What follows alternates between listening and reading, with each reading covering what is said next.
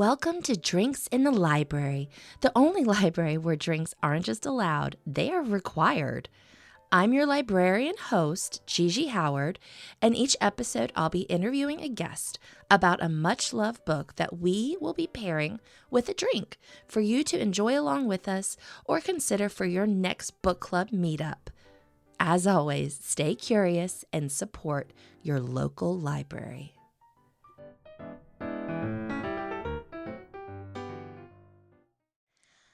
Happy Halloween, Libration Nation. I hope you've been enjoying your spooky season. I certainly have. And we're coming for it again today. Our book is Carrie by Stephen King, which, of course, you know, tells the story of the bullied, shy teen, Carrie, who, when she is pushed too far on prom night, takes her revenge against everyone that has wronged her. It's scary. It's Stephen King's debut novel, and I love talking about it with Nathan Buchholz. Nathan is a special education teacher who loves books that make him afraid to turn off the lights. Profane Beast is his debut novel, also horror, also amazing. Definitely check that out. Nathan lives in Henrico, Virginia with his wife Haley and their rescue Pitty Zeddy and their internet famous cat Marsden. He can be found searching independent bookstores for old paperbacks or investigating exciting places to eat in the Richmond area. You can find him on Instagram, Goodreads, or his website, nathanbuchholz.com. Our drink this week is a Bloody Mary, of course, from the iconic scene at Carrie's prom night. I use Zing for Bloody Marys. I know it has a lot of salt in it. I'm sorry, I just think it tastes better, but you can use whatever you want. Before we get to it, one last plug. If you are listening to this on Tuesday, October 28th, I am doing a live show in DC in Georgetown at LaFleur Georgetown. I'll be interviewing Allie Kirkpatrick of Old Town Book, and I really hope to see you there. Tickets are on my social media, and I'll include them in the show notes. All right, let's get to it.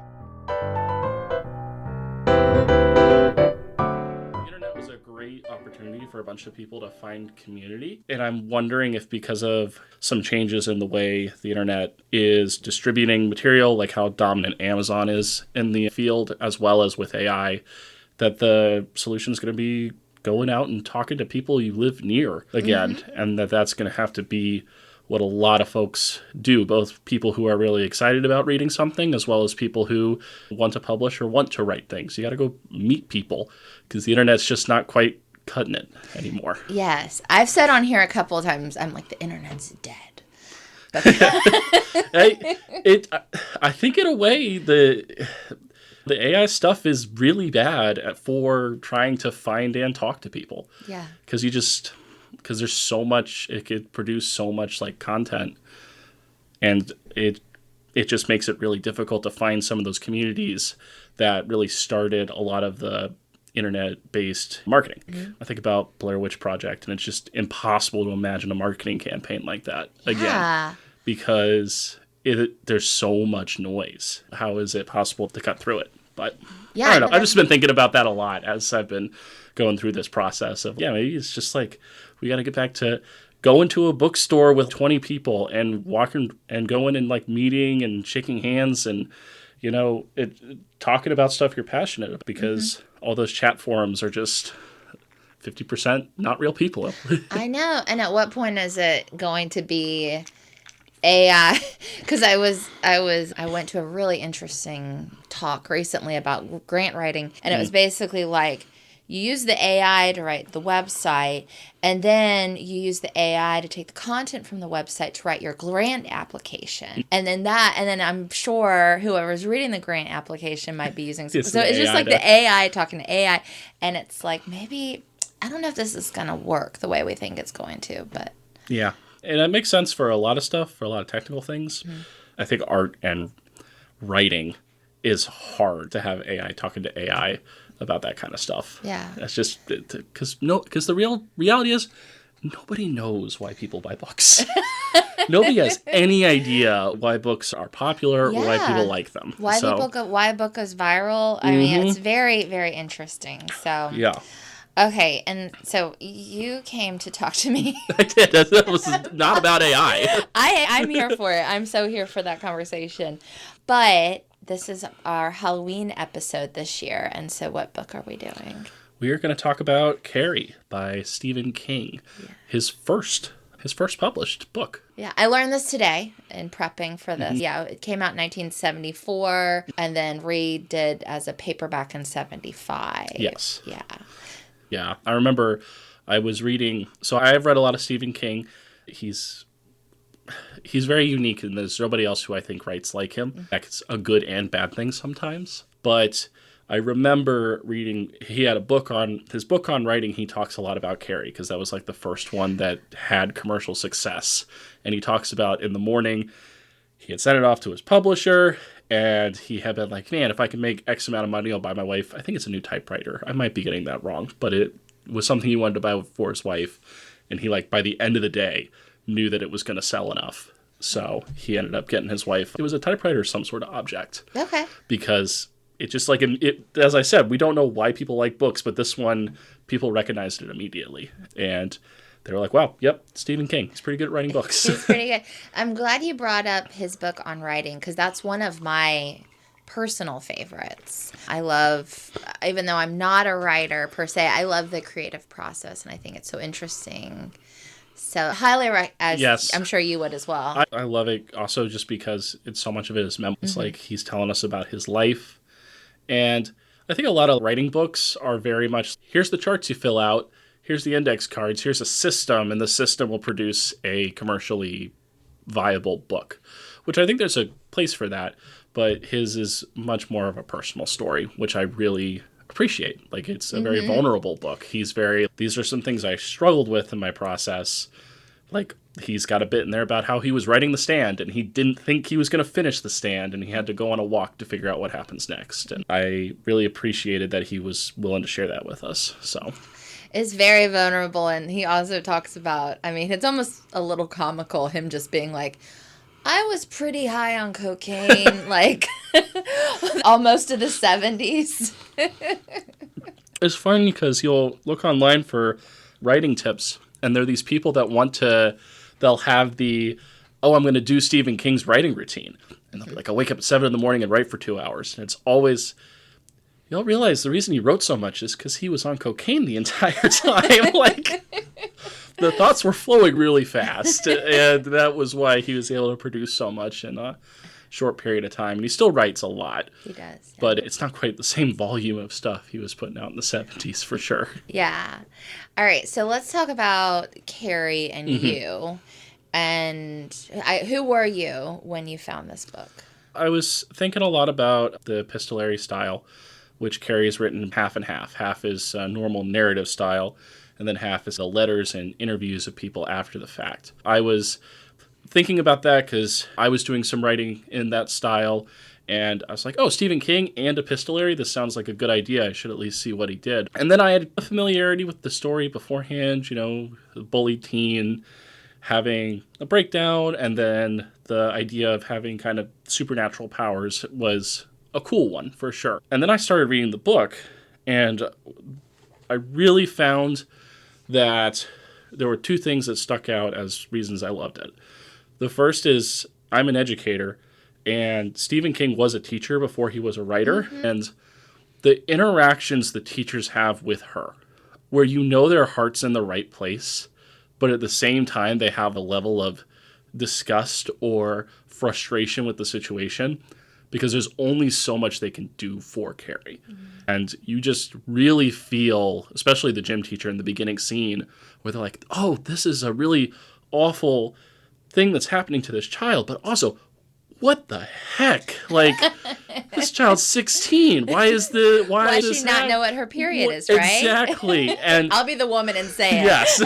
and that just felt really real to me. And then there's a scene where the principal is talking down the parents of the other kids who get suspended as a result of the action. And same thing. A big lawyer comes in, the principal stares him down. He's, no, you are not going to be able to push my teachers around or get your kid off on an easier kind of punishment. That I thought was really real. And how there's a lot of people in the town that are trying to do the right thing, but they just they can't get inside Carrie's house, which is really where which is really where the root of a lot of what's happening to her is. And that was both disturbing as well as like really compelling. Yeah. And so in her house, talking about Carrie, and then her mother, whose name is Margaret, which is my real name. Oh, okay. And so I was like, oh no, Margaret gets a bad rap all the time. That's part of the reason I go by Gigi. But Yes. but yeah, so I guess we'll talk about them, right? That's Ye- the heart of it. Yeah, it's very effective the way he writes the first scene where you're in Carrie's head, and it's not an epistolary style, it's in a very like narrative style. And one of the choices he makes that I found really compelling is he writes their first interaction after the bad thing has happened. So it's written a couple hours. So if you're not familiar with the story, Carrie has her period in the morning. She gets sent home from school because she gets horribly bullied for it. And then when she gets home, her mother, who is it's hard to even call her an evangelical. It's even further to the right, like a religious zealot, is punishing Carrie for having a period. But King doesn't, there's so many authors who would start the scene with Carrie coming home, and King doesn't do that. He skips 3 or 4 hours into the future to where Carrie and her mother are having kind of a quiet moment. But that tension and that fear of what just happened is still there. And it's really disturbing as far as it just really communicates what it's like to live with a parent who one moment is locking you in a closet, and then the next moment is, I'm still your mom and I still love you. And we're just sitting here having this good relationship and oscillating between the two. And that is, I still remember it even with reading the book like a year or two ago. And I remember reading it and going, oh, this is really clever what he's doing. Okay. Yeah, because I think, so you know pretty much from the beginning, like, what happens. And I think most of us know the story that Carrie Sissy Spacek up on the stage. Yes. And so I think we don't even have to worry about spoilers. Oh, because everybody knows what happened. Yeah. I was curious. So talking about some of the themes of the book, like domestic abuse, telekinesis, what do you think are some of the themes that you would love to pull out? Yeah, I think that obviously the abusive relationship between Carrie and Margaret is at the center. With the whole town's complicity in it is, I think, a big part of the story that I wonder even if some of the movie adaptations aren't able to fully capture. One of the things about the book is because it's done after Carrie's rampage or tantrum, everybody already knows what happens, and it's all these people looking back going, we should have seen the signs, or we should have seen that this was a problem. And what becomes obvious is that everybody knew what was going on. Everybody knew that this girl was being abused by her mom. But nobody was willing to step in and really try to save her. Both because of just the social pressure we put on how you leave family alone. You don't get in the middle of other families' business. And because everybody is so repulsed by both of them. Okay. They're repulsed by the mother, and because of her beliefs and because of the knowledge of what's happening to Carrie, but they're also repulsed by Carrie because they don't know how to connect with her as a person. Because if they do connect with her as a person, then you have to do something in that situation. If you think Carrie is an actual child or an actual human being, the only real human response is to go try to help her, and the excuses they give, you see a lot in the way the story's done. So when Carrie loses it at the end, and we have the Sissy Spacek on stage in the book, it's like, she's not just going after the high school. She goes after the whole town. She blows up a gas plant. She's like using the electricity from the main line, and she is not being discriminatory about who she's hurting. But you get it, because all of them saw what was happening and didn't do anything. Yeah. And that changing of domestic violence from, oh, domestic violence is something that happens in the home and it's a bad parent, to it is a community sin that the whole community let this domestic violence happen, I find very powerful. And does what a good book does. Like, it makes you think about it. It makes you wonder what you would have done in the same situation. Yeah, well, yeah, and definitely thinking about situations where maybe you did have complicity, or because it is like you said, you don't want to get involved in other people's family life, but I feel like a lot of people have had that experience where you see a family like something's wrong there, but it's such a big taboo, especially like in our culture, ever get involved in that. Yeah. Because that's just the way they parent their kid. Yeah. Is generally, and less I think today, I think there has been some change on that front. But if you're thinking about when King was writing in the 70s, it was very much, those are just those people who are up on they're outside of society.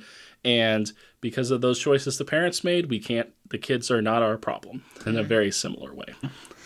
Yeah, I have a question for you about, do you read this genre often? And I'm guessing that you do. Yeah, I do really like horror. I was telling my wife a joke. So cozy is like really it right now. This idea of a cozy fantasy or a cozy like cottage. And I was like, I feel like I could never get into the cozy thing because all of the cozy things for me, I find it more interesting if it's a haunted house. I'm like, I want to know what's underneath the floorboards of the cozy cottage. What's going wrong? What's the problem here? And I don't know if that's a problem with me or if that's just what I'm interested in. But I really do enjoy horror. King is a favorite. I really like the Carrie, obviously, and then It is one that I will defend as a very good book, even with all of its issues. I haven't read his whole catalog because who has that kind of time? Right. But I really do like Stephen King's also one I can pick up and just read like 20, 30 pages anytime. And then I really love the little horror boom we have right now. We've got a ton of horror authors who are pushing some boundaries and trying out stuff different. I'm thinking about Gretchen Felker Martin, who wrote Cuckoo, which I really liked, Eric LaRocca. And I haven't read Kingfisher yet. I need to, but I know that those books are very popular as well and have an edge of creepiness and disturbingness to them as well. Yeah. And Bunny, the Mona Awad book that got really big a few years ago. Yeah. There's a second book that just came out, right? Yes. Bunny, yeah. Bunny, I Love You. And I have not read that one. Okay. But I remember reading Bunny and I was like, this is wild. I have no idea what's going to happen next. And I'm loving that because I feel like horror's doing a lot of new stuff. They're trying stuff out, and I really enjoy that. Yeah, and I think one thing with horror that's interesting, and we already talked about it, is that a lot of times it takes an issue that's very important. Like we were talking about domestic violence, talking about religious zealotry kind of thing, and puts a spotlight on it. Is that something that you can relate to and what you enjoy in your reading? Yeah. So Gretchen Felker Martin came to the Fountain Bookstore for an event, I think it was last year or 2 years ago, and they said something I really liked. I was asking them, I was like, hey, so you write about some dark topics that are real world. How do you also put a monster in there without it cheapening things or making things feel goofy? And they were like, the monster just is the concrete thing you can look at to the bad thing in the world. I don't know if that makes sense. But so like domestic violence, it's hard to envision it, right? It's not like a one thing. So a monster can be where we put our thoughts about domestic violence onto. It can be something we fight against or run away from or are afraid of. And it can make these really big ideas that are really traumatic and really difficult and super complicated and hard to untangle simple. And we can just be like, oh, I recognize what that monster is.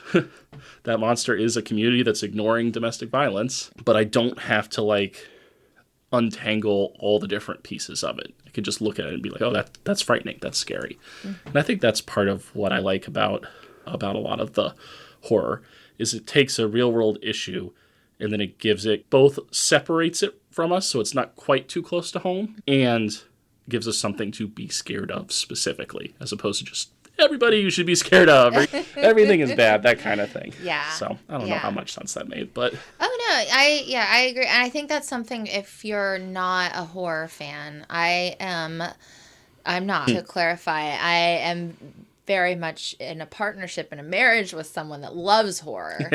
And so it is interesting to hear him talk about some of these things, like you just said so well, about the monster is a way to be the symbol of the real scary thing. Yeah, in a more uplifting.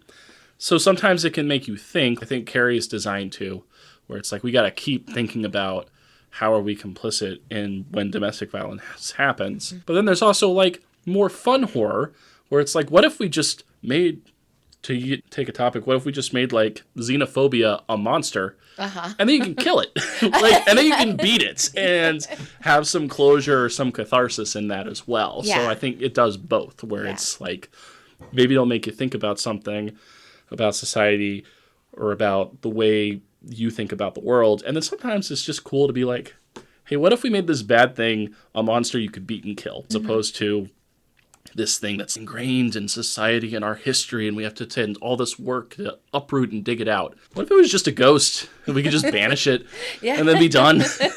And that's a fantasy, but I do think it's a fun one sometimes. Yeah, absolutely. So talking about all of this and your experience of reading horror, I'm sure has led to, I'm pulling your book out right now, Profane Beasts. Yes.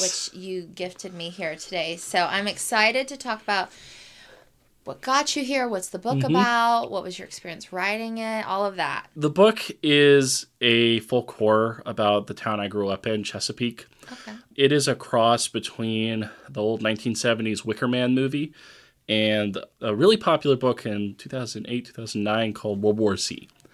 So it is about a church in Chesapeake that is the center of a major hurricane in the near future. And the characters is, one of them is a therapist who reconnects with a person who's part of that church. And the therapist is someone who's taken a long time to work their way out of evangelicalism and work their way out of some of those rougher ways of thinking about the world and some of the self-hatred that comes with some of that lifestyle that I've had some experience with. So she's someone who's processed through it and moved on, and then she starts getting emails from someone who like just got out and who is starting to be scared because she thinks she's being followed and because she thinks that old church is like not letting her go. Okay. And then it's all told in kind of an after-the-fact series of voice memos and letters, news reports. There is one section I am very proud of that is a Google search history. Okay. That I was really proud of writing that particular section. And it is just drawing from my experiences of growing up in an evangelical church, an evangelical school, very much was in very religious Christian circles all the time. It was like my whole social circle and was my family. It was like the air I breathed for a very long time. And I don't think it's necessarily an anti-church book, but it definitely does try to put a little bit of a picture of some of the worst things that happen in those places. And it's also just like Chesapeake, where I grew up in the Hampton Roads area, it's a kind of a weird place. Tell us. Yeah. So it's all used to be a swamp. Okay. So I guess I'll start with that. Like the majority of it, my wife, when she moved to Chesapeake with me briefly, we were there for about 6 months. She always tells the story that she looked up what is there to do in Chesapeake. The first hit is the Great Dismal Swamp because it is. The Great Dismal Swamp? It is the Great Dismal Swamp. Oh my gosh. Yes, and she's like, where are you? Where am I? Now it's a whole lot smaller, but it used to be just this enormous swamp that was impenetrable to the point that escaped slaves would hide out because slave catchers or police forces would not be able to find them. During the Revolutionary War, American patriots would hide out in the swamp because the British could not pass it. Native Americans spent a lot of time hiding out as well. All these different groups of people who are being pushed away by the settler society in the United States would hide in that swamp. And with the hubris that Americans usually have, now it's the second largest metro area in Virginia. Like, over 1 million people live there. The largest naval base in the world is in Norfolk. Yeah. And so it is a huge city but it's also divided into 7 different counties that all call themselves cities because they none of them like each other. They all very much want to be like, that's Portsmouth over there, or Chesapeake, and that's Virginia Beach over there, and we're Hampton. And it's definitely racialized, definitely a little bit of holdover from segregation. But it makes it very strange to live there because instead of being like, oh, I'm from DC, people are like, oh, I'm from Chesapeake, or oh, I'm from Suffolk, even though it's all really one area. And then culturally, it is very diverse, and where I grew up in Chesapeake is very religious, which you wouldn't always expect because it's so near a huge metro center. Like, it's so near a big city, you don't really think about it, but where I grew up was incredibly religious, and religious and rich, which is always an interesting combination. And I had visited my family about last summer, and we had been driving around, and I was just like, this place is just, it gives me the creeps. Like, it is, you have these huge 3-story houses in like exurbs, but it's all like right near the beach, so it's super swampy, as well as connected to tidal waters as far as they can come in and out. And these houses feel like they're their own world because they're so far away from some of the other places, and there's natural barriers there. And it feels isolating, even though you're in a city with, as I said, over 1 million people. That kind of captured my imagination. Wow. Yeah. One, thank you for explaining all that to me because it's always confusing as a non-native Virginia. I'm from North. Gotcha. I've been here in the Richmond area for 15 years. But yeah, when I get out to the Chesapeake area, I'm like, okay, there's Hampton Roads, then like it says Portsmouth, then Norfolk, but they're all like right next to each other. Yes. And so you're like, what is this? Wouldn't this just all be one big county? Yeah, because Portsmouth, Norfolk, Hampton, and Newport News are all very urban areas. Naval base is there. That's where the majority of people live. But then places like, I always think Chesapeake and Hampton Roads and Suffolk, very rural, ex-urban. So, rural but not like rural, I guess you could say. A lot of people who have like property there and then also have timeshares out in Nag's Head. Okay. That just gives you a lot of space and a lot of property to do whatever you want with it. And that's part of what the book is about, is that like you have some of those churches or other places that, you can get up to whatever they want to because it's so isolated. So yes, that was a little bit about kind of the setting. And then one of the things that I also am proud of with this book is this book I wrote last summer, and I wrote before the election. And I was writing it trying to assume that the election was going to go the way it went. And I remember putting stuff in there and having to constantly check myself with, was this too far? It wasn't. None of it was. You're right. And I don't feel good about it. So I'm not saying, I feel right. It's more of a, oh, Lord. I remember there's a sequence in there where they talk to some podcaster, a not great podcaster, who is like saying the hurricane that's the center of the book is not the hurricane didn't happen or something like that, or like it was created by the government. Yeah. And I wrote that in July, and I was like, this might be too far. And then the year before the election, I forget the name of the hurricane, but there was that big hurricane that hit like North and South Carolina, and Taylor Greene and a bunch of other people were like, this was created by the Democrats. I'm right, but I feel terrible. Don't love it. No. Oh, wow. Okay, so real life. So I just got back from New Orleans. Yes. And I went on a ghost tour. And also, that's very swampy out there. Yeah. Yeah, I don't know. Do you feel like Chesapeake area is like a little haunted out there? Oh, yes. Chesapeake is deeply haunted. Between, as I said, the Great Dismal Swamp and the place, all the Maroons and Native American folks and Patriot soldiers, all the way up and through the Civil War. It was a battleground for a while, early in the Civil War, actually. That has haunted it a ton. And then I keep talking about my wife, but she has another good one, which is that anything south of the Mason-Dixon line is haunted. which I think is probably just accurate. It's, Yeah. yes, were there plantations there? Yes, it's haunted. Then it's haunted. Then it's Yes. haunted, full stop. Not as haunted as New Orleans, but haunted. Yes, no. Shout out to the Cajun Queen who did our tour in New Orleans. But yeah, everywhere we went, she was just like, she really got into a lot of the horrible things that happened. But yeah, she would just be like, you see those lights flickering? Do you feel the air just got cooler? Do you feel it? And Yeah. I'm just like, oh. So anyhow, but yeah, so Chesapeake, I think, has New Orleans vibes for sure. Yeah. Without...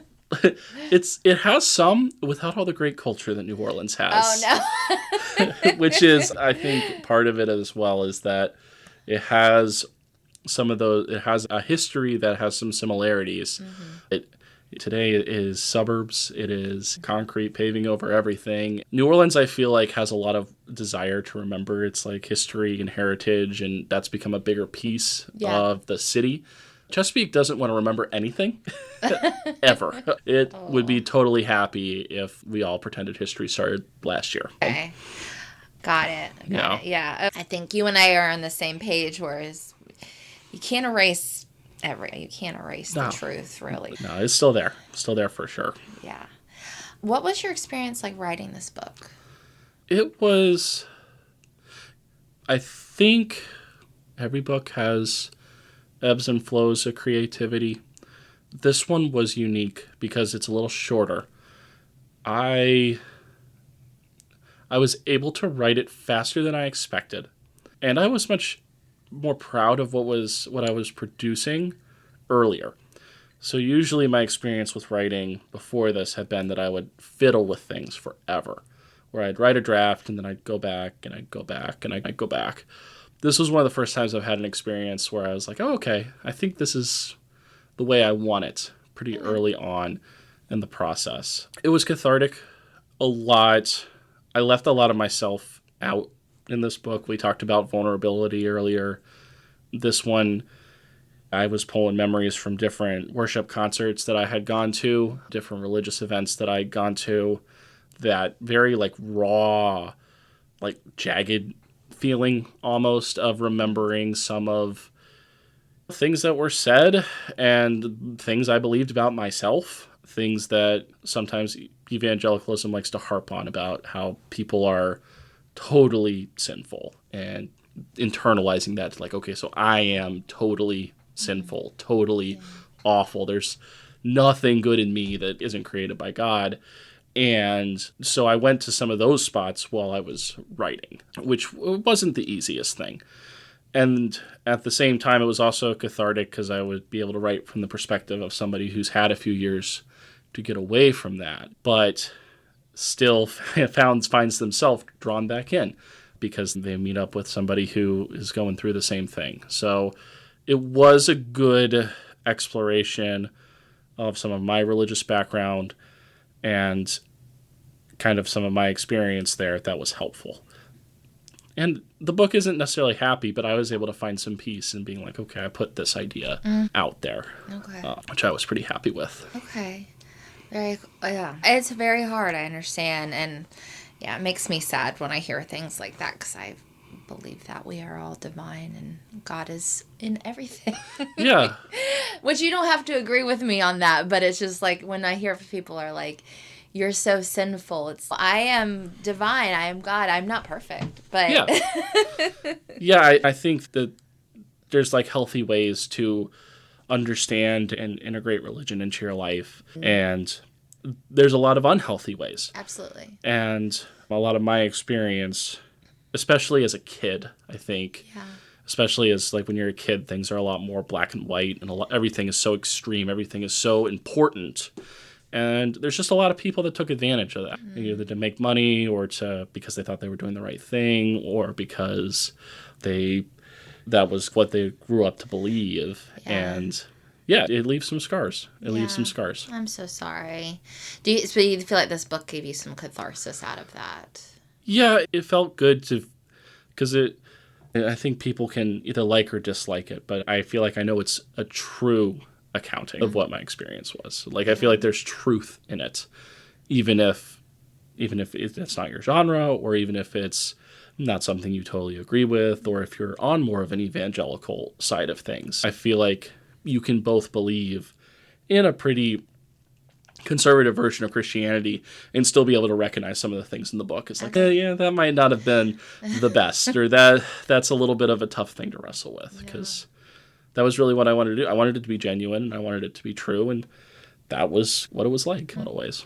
I want to commend you because it's brave to come out and write something that maybe goes against things that other people in your life might believe still, or might feel guilt or not want to talk about. We don't have to go into all that. No, it's funny that like my family's lovely and they're all very understanding, and there's a lot about my story that I'm very happy with the way it turned out. But it is funny to be sending it to some people, be like, I don't know what you're gonna think about this.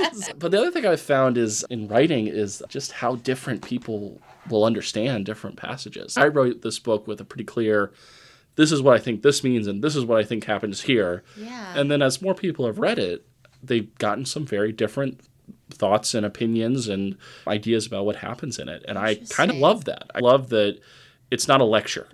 You can kind of get what you need and decide what you need out of it. Yeah. Yeah. Well, that's also bringing to mind when you're in class and you're talking about, I don't know, Great Gatsby, right? Yeah. And your teacher is, the green light symbolizes this and this.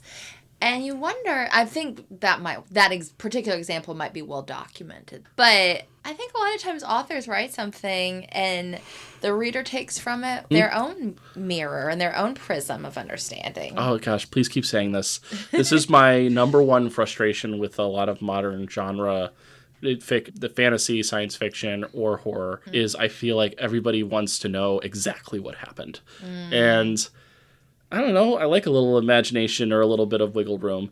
I don't need to know exactly how the magic system works. It's magic. It feels true. It feels real. That's something I think books do. And it's like, we know what the green light means in Great Gatsby. I don't know if when Fitzgerald wrote it, he thought there was a one-to-one explanation for everything that happens in that book. I think it was meant to make you think about stuff. Yeah. And I feel like a lot of people just want, here's the 10 things that explain this book. And that's not as much what I love. No, absolutely. And I think that's something I think is like the magic of reading and writing as well, is just that we all take from it with our own thing, and that's good. Yes. If two people disagree about how a magic system works in a book, it doesn't mean the author failed. It means that there's different ways you can understand it. Yeah. I don't know. That's more of just a personal preference, I think. Yeah. Very cool. All right. Before we get too far into wrapping up, our drink it's a Bloody Mary. Of course it is. So cheers in homage to, I guess, the blood that was poured on Carrie. Yeah, so iconically. Have you seen the film? Yes, I've seen the 70s film. I haven't seen the remake. I have heard the remake's not as good. Yeah, I thought about watching the remake because I think it's Chloe Grace Moretz is in it. Yeah. And I was like, oh, maybe it's updated. And I remember I watched the scene where she starts to go after her classmates, and it didn't quite work. But I did watch the 70s film, and I think that one's very good. I think Sissy Spacek does a really good job with the role. I do think some of the critiques about how Carrie in the book is a little bit bigger and a little bit less conventionally attractive are accurate, but it's also a movie, so it's going to change a few things. Yeah. So that's what they like to do. They like to add a little shine to it. They do. They do.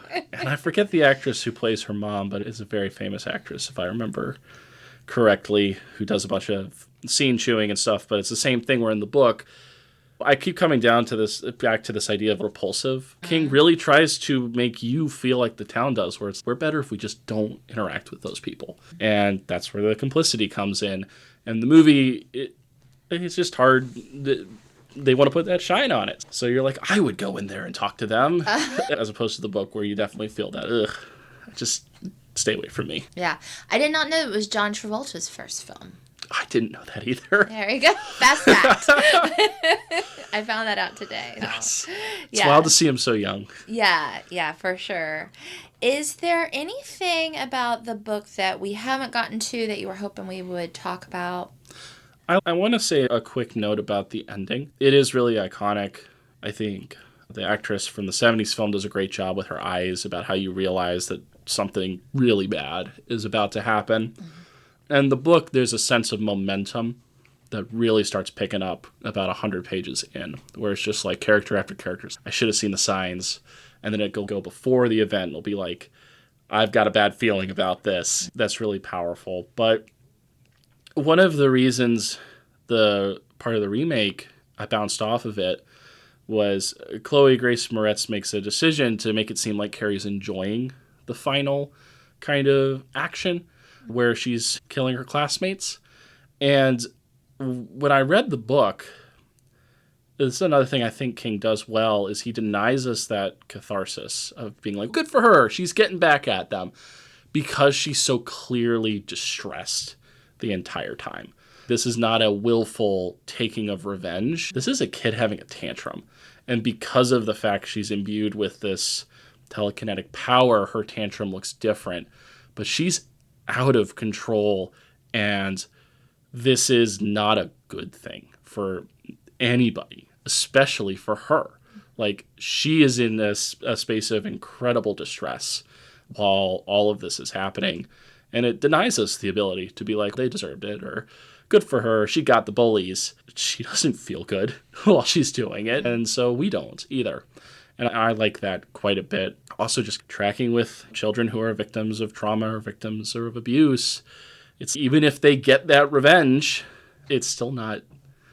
It's not a big win. You can't like celebrate it in the end zone, which I think King does a good job. It makes you feel uncomfortable at the end, as opposed to being like, hell yeah, kill those bullies. You're not doing that. Yeah. That's great. All right, so final question. Who would you recommend this story to? I would recommend it. I feel like saying Stephen King fans is redundant, because I'm sure if you're a Stephen King fan, you probably read it. I would say it's probably, if you are interested in Stephen King, this is one of the easier ones to read, both because it is short. It is, I think it's under 300 pages. Let me double check. The one, I heard 200-ish somewhere. Yeah, this is big font, and it's 300 here. Yeah. Whereas, what is his latest book is like 750 pages or He something. writes The Doorstoppers. Yeah. This one's also a really tight story where it doesn't meander. It's got the new author hustle, where he's cutting as much fat as possible to get it published, which I think improves it. I would also recommend it to anybody who's interested in getting into some horror books. I think it's a really good entry book. And I know it sounds odd given the darkness of the themes that we've talked about today, but it's not overly graphic. It is not immediately like repulsive in the way some horror books are. And everybody feels like a real person. There's no character in here that comes across as, oh, this is just a goofy horror trope. So even folks who read more literary fiction or enjoy reading more like contemporary fiction, I think could enjoy Carrie if you're in for a spooky book to lighten the mood, or not lighten the mood, but to get into the mood for Halloween. Yeah. So I think it's a great, quick horror read if you're just feeling like, I want to see something. I want to read something scary. Okay. Love that. Perfect for Halloween. Yes. Yes. Okay. So same question for Profane Beast. And then also, where can readers find you? Absolutely. Readers can find me on Goodreads. Readers can also find me. I have a website. It's nathanbuchholz.com. And I'm on Instagram. The books are being sold at Abby's Books and Brews. Please go and support them. They're a wonderful local business. They're really kind people who run the place and very socially conscious. I told this, they were one of the folks when we had the water crisis last year. They would have water bottles out for the community, which is really cool. And then you can get it online. There's a link on my website and my Instagram. If you're interested in helping me out, that's probably the best way. That's where I get the most cut of the profit. But you can also get it on Barnes & Noble and bookshop.com. Okay. It was on a list of 40 chillers that have come out this year, or on an indie list. That should be on my Instagram as well, as where you can find it. So any of those would be work. Okay. As far as who's it for, if you like horror books, if you like epistolary books, if you like books about cults, if you like... There's a weird trend about a bunch of documentaries about cults that's out there too, so this one might be a good read for you if you like that as well. I think that you would enjoy it. It's not a overly supernatural story. It's not a ghost story, but it is a cult story. Yeah, I think it fits firmly in the folk horror, cults doing weird stuff, kind of story. So. Thank you so much. This has been lovely talking with you, learning about Carrie, getting ready for spooky season. Yes, we love Halloween. Yeah. So, thank you. Thank you so much. Thank you for spending some time with me and my guests for an episode of Drinks in the Library. For more information about the show, you can find us on Instagram at Drinks in the Library, on the World Wide Web, drinksinthelibrary.com, or shoot me an email at drinkspod@gmail.com. Until next time, cheers.